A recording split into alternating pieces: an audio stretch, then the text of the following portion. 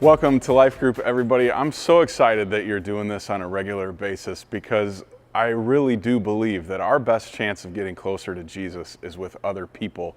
Those people sitting around your table, sitting around your living room, the people that you're sharing with and living life with. I think it's incredible. So I want you to know that I'm praying for you and that I'm trusting God's just going to give you a really great time together.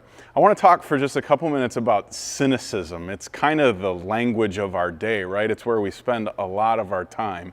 And maybe you've heard cynicism isms that go something like this: God is just out to get me, or God does not understand me, or everything is falling apart all of the time and just for me. And maybe you've said those things. Maybe you're still feeling those things, because if you are anything like me right now, there's at least one thing on your plate that you are struggling to not be cynical over.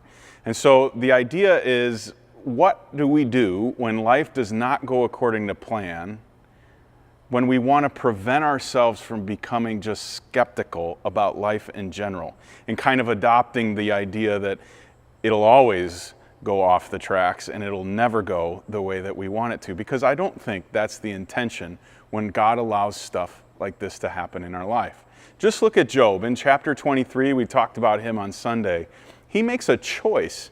It's a conscious choice to go against being cynical, to decide to look at things differently, and he kind of reframes everything around some key components.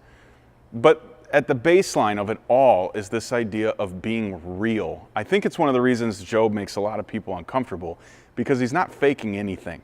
He's not pretending that he's anything less than totally human. He's very real about how he feels, and I think that that's important for you and I. We have to be real about how we feel. It's so tempting to be at church, and when someone asks you how you're doing, "Oh, I'm doing good," because you kind of want to brush them off and move on. But that isn't what we're called to be in authentic community. We have to learn to be real about how we're feeling. So when we're frustrated, when we're angry, when we're sad, when we're lonely, we have to acknowledge that that is okay. The second thing we have to be real about is our character, and kind of take inventory about how we're doing. You remember Job kind of lists all the ways that he's been righteous. And I'm not as good as Job, so when I take that inventory, there's going to be plenty of things where I'm kind of confessing my sin, acknowledging that I don't have it all together. And that is a really healthy thing for us all to do. Be real about our character. Be real about how we're doing when it comes to living life the way that God wants us to live.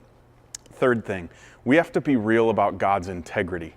It's so easy to look at our circumstances and believe that God has abandoned us.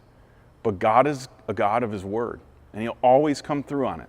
So we have to be real about that. He may not come through on it in the timetable that we want, but He'll always come through in the end. And so we have to keep our eyes on God's ultimate promise, His ultimate purpose for us, not just these momentary trials and challenges. Difficult, to be sure, but necessary.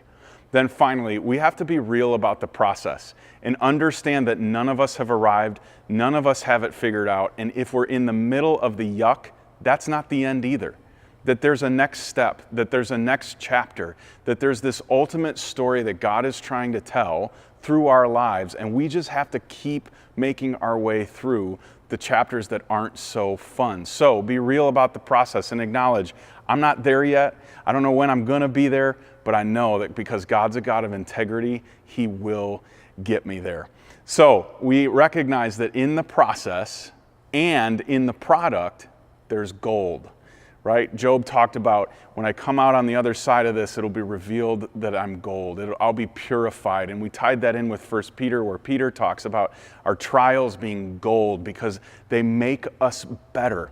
And we have to recognize that. We have to be okay with that, even though it's uncomfortable. Trust that God is making something out of us. So we challenged each of you to start a journaling process. And if you need a little more detail than that, look back at the sermon. But I really encourage you as a group to hold each other accountable for taking just a couple minutes every day, at the very least a couple times a week, and thinking through, where am I at? Taking inventory of my character, being honest about how I'm feeling, and then making some declarations about our trust in God. So talk about that, enjoy the discussion, be real, be honest, have a great time. We'll see you next time.